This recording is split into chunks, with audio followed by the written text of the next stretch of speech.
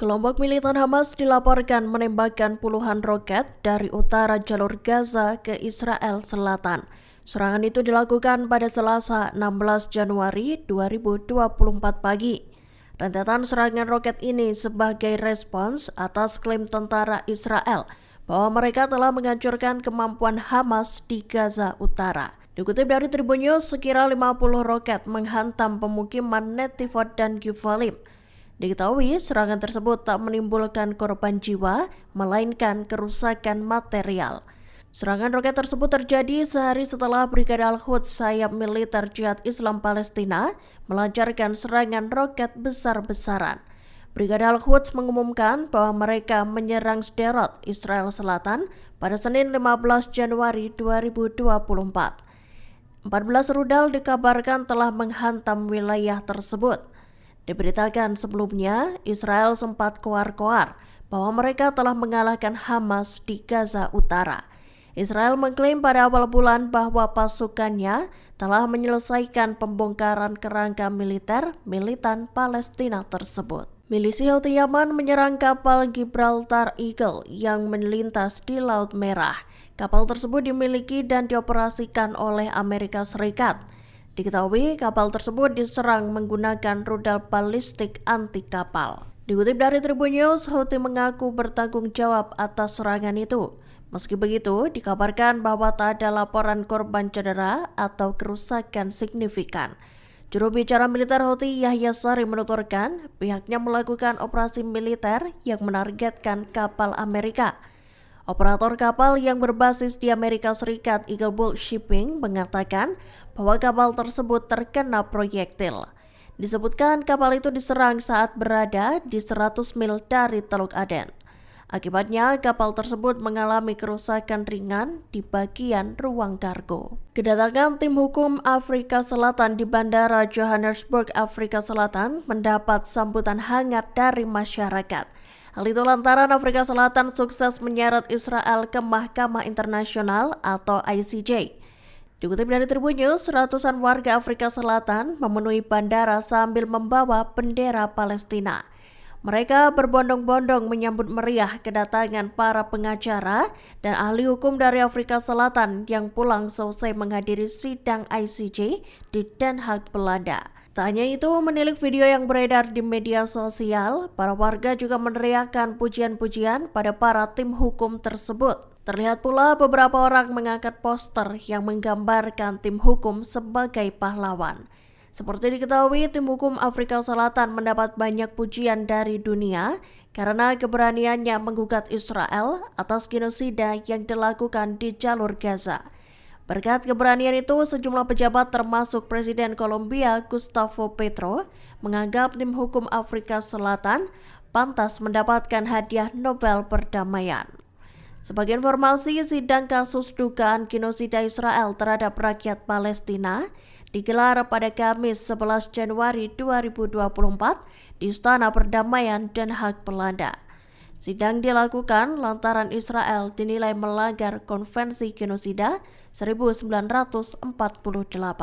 Militan Hamas terus menghadapi pasukan pendudukan Israel atau IOF yang terus-terusan menyerang di jalur Gaza.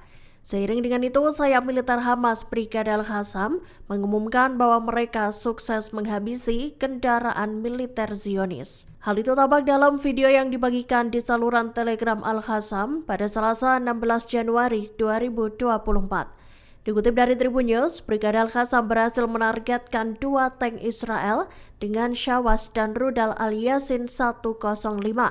Kemudian sebuah buldoser militer pendudukan juga berhasil dilumpuhkan menggunakan 2 perangkat anti peluru.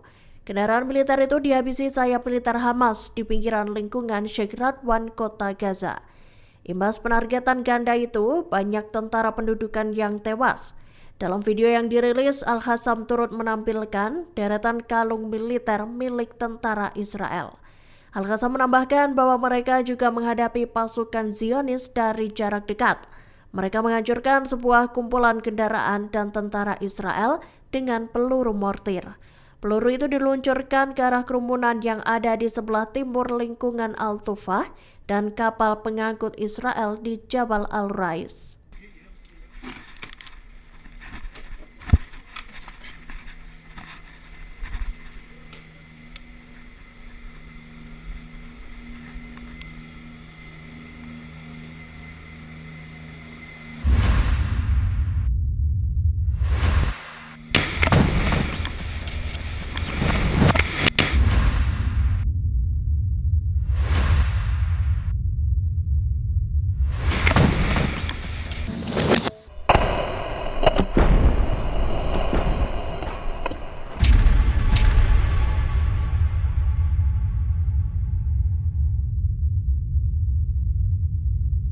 Uni Eropa pada Selasa 16 Januari 2024 memutuskan untuk memasukkan nama pimpinan Hamas Yahya Sinwar ke daftar hitam kelompok radikal.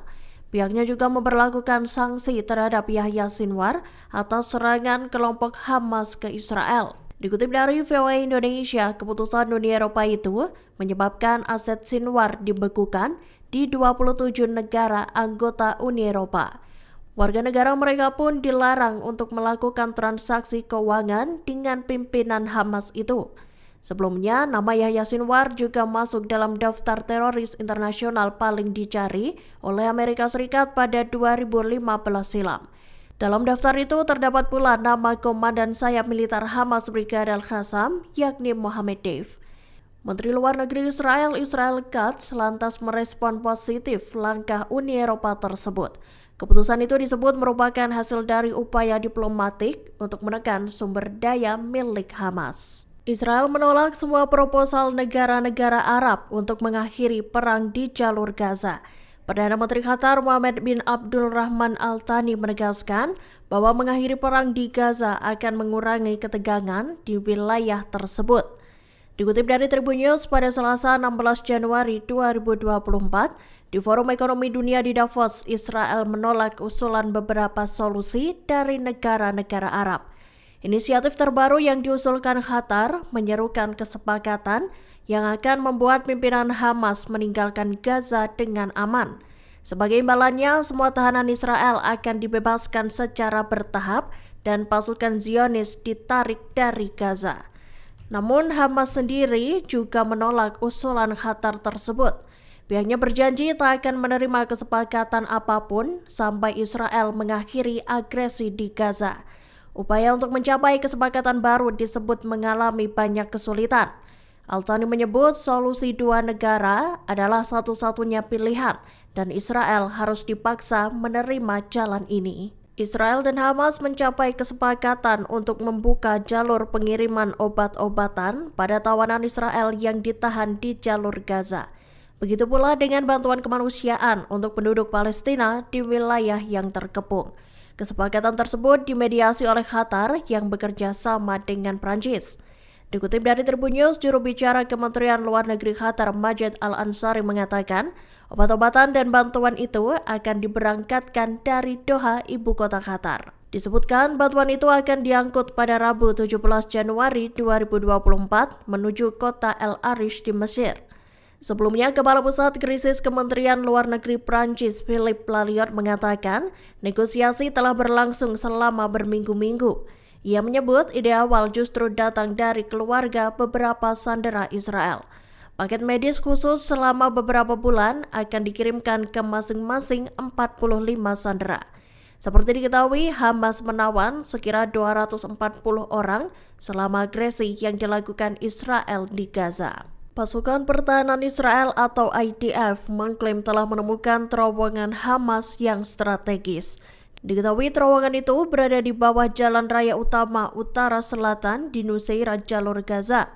Terowongan itu ditemukan oleh tentara dari Brigade Parasut Cadangan ke-646, unit teknik tempur Yahalom, dan insinyur tempur lainnya. Dikutip dari Tribun News, IDF menyatakan bahwa mereka telah menghancurkan terowongan itu pada Selasa 16 Januari 2024. Disebutkan terowongan itu memiliki panjang ratusan meter dan kedalaman sekira 9 meter. Terowongan tersebut melintasi lembah Gaza atau yang dikenal sebagai Sungai Besor. IDF mengklaim militan Hamas menggunakan terowongan tersebut untuk bergerak tanpa terdeteksi. Cakupan, kedalaman, dan kualitas terowongan itu rupanya mengejutkan Israel dan Amerika Serikat. Pasalnya, ada terowongan yang panjangnya mencapai 3 lapangan sepak bola. Seusai meledakkan terowongan di bawah Jalan Salah al-Din, pasukan Israel menyebut bahwa pihaknya telah membuka jalur alternatif baru di kawasan tersebut. Download Tribun X sekarang, menghadirkan lokal menjadi Indonesia.